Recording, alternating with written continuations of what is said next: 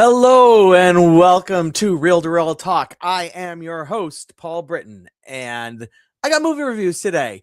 You know, hey, I got movie reviews every week, and this happens just to be another week where I have movie reviews. The movie reviews for this week are for the Super Mario Galaxy movie and the drama. And I've got takes, so let's start listening to those. Boom. We're going to start with Super Mario Galaxy movie. Okay. So, background on Super Mario, and then we'll get to this movie. So, my playing experience with Super Mario was obviously on the original arcade games, Donkey Kong. Huge fan of Donkey Kong. I love playing Donkey Kong. Donkey Kong Jr. Huge fan of Donkey Kong Jr. I love playing Donkey Kong Jr. And then I had a at home, before there were like game consoles, there you would take home a game and it would be like, this tall and this wide, and it'd have a little controller and a little button and a little screen. And the screen, it was animated just in the sense that there were positions where if you move to the right, Mario would move to the right, and then you would go up and Mario would go up, but it would be the same spot on the screen every time. So imagine just moving pegs around a board where the pegs, had to go in specific spots.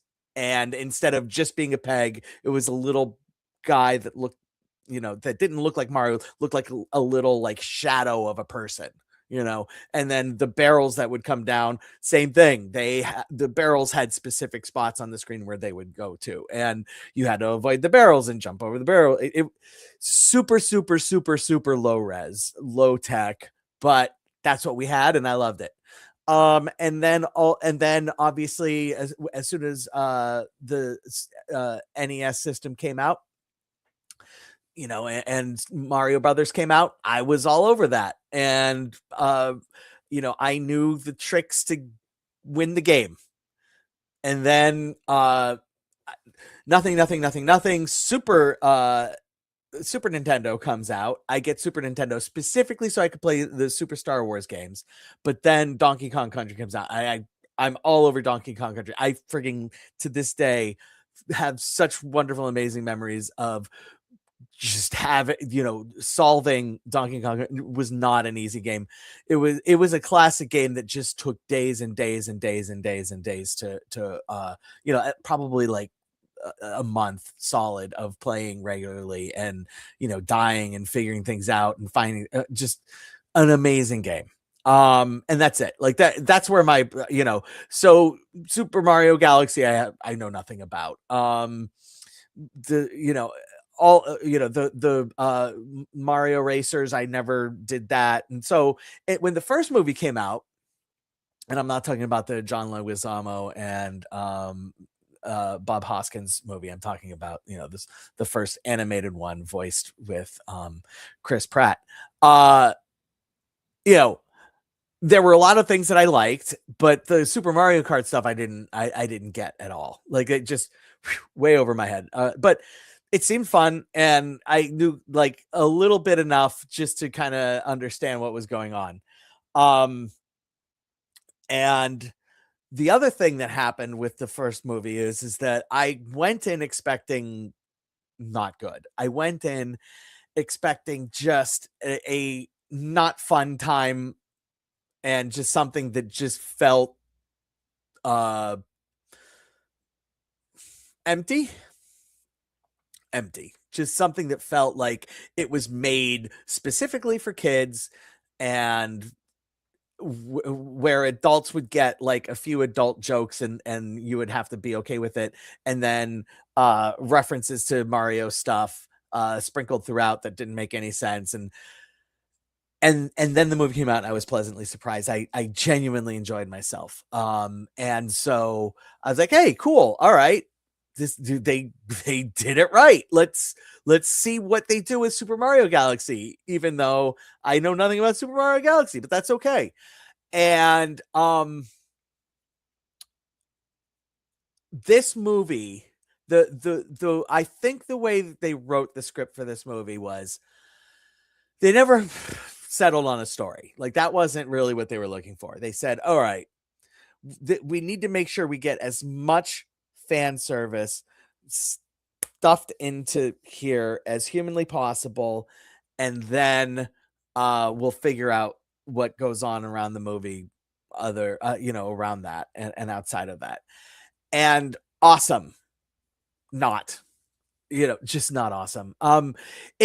It really feels like they had a list of 50 things that they absolutely positively needed to shove into this movie to make fans excited about seeing them, getting a reaction from the fans for a visual or sound cue.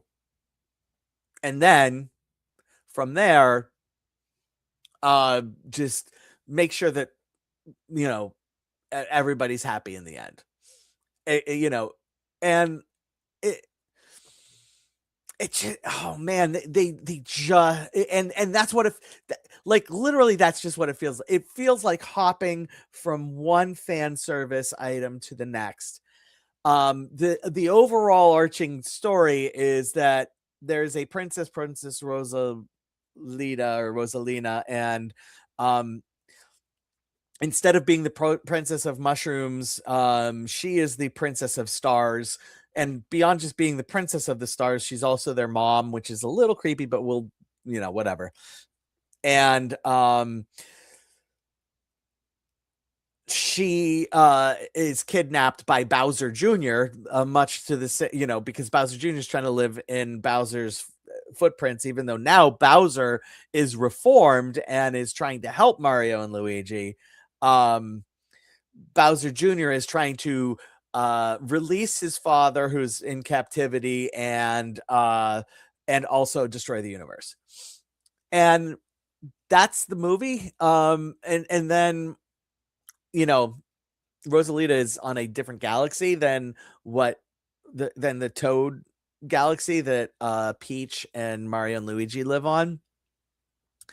And I forgot to mention that they go and randomly find Yoshi, and the one intelligent thing this movie does is it has a character just point out how ridiculous it is that all of a sudden Yoshi is just a part of the gang and we're not even going to bother to talk about it.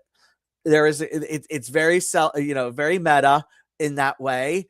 And I wish if that had just kept happening, if the character is Toad, if who's one of the mushrooms people, if Toad had just continued to comment on the random things that would happen that are just 100% fan service and comment about how ridiculous it is that there's just constant fan service, I would have been like, yeah, okay, this is funny. That is self-understand, it's self-aware. And if you're self-aware enough to just call out the lukewarm plot and the fan service that you're spitting out there, I'm going to be able to get behind you to a certain extent. It was a one-shot deal with Yoshi, and then we just continue with the fan service. Now, there were things that I really liked because they would bring it up. Like one of the things is Bowser Jr.'s security system is basically just Super Mario Brothers, the game. And so in order to prevent Mario and Peach from getting to the castle where Bowser and Bowser Jr. are at the time, he has to play Super Mario Brothers. But instead of being Super Mario, he's controlling the spinning flame spikes and things like that are going after Super Mario. That was very funny. That fan service that worked on me. Another fan service that worked on me. Bowser Jr. had a paintbrush that if whatever he would paint, it would turn into a, whatever he wanted to be, a creature, whatever. At one point he makes a dragon, yada, yada, yada. Luigi at one point gets the paintbrush and he basically like draws a stick man, and the stick man turns into the version of Mario that was in that little game console that I mentioned early for Donkey Kong, and where like he would move and he would just move and just do, do, do. I loved that. I absolutely loved that. And yes, that 100% worked on me. And I was howling, like literally just like, I loved it. I loved it.